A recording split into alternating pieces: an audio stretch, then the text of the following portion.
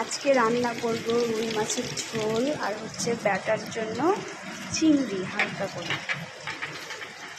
মাছ ভাজা কমপ্লিট, চিংড়িটাও ভাজা কমপ্লিট, মশলা রেডি করছি। এখন আলু ভাজবো। দেখো কতগুলো আলু, আমরা মাছে মাংসতে অনেক আলু খাই।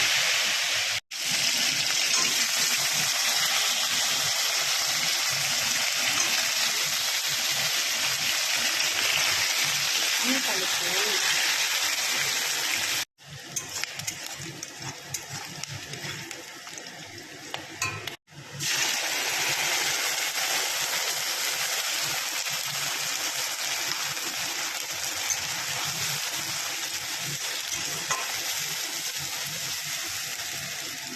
লবণ,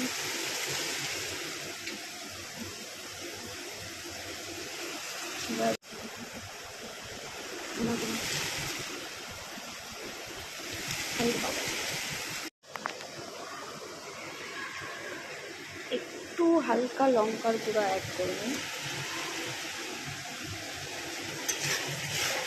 তেল ছাড়া অবধি কষাবো ভালো করে। কালারটা দেখো। আমাদের মশলা ভাজা কমপ্লিট, তেল ছেড়ে দিয়েছে। এবার ভেজে রাখা আলু দিয়ে দিব। কষিয়ে একটু আলু দিয়ে, আলুটা কষানো হয়ে গেছে।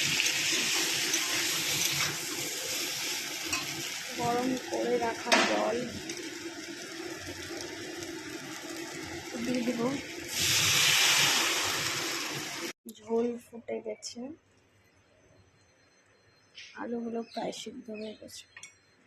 মাছগুলো দিয়ে দিব। রেডি রুই মাছের ঝোল।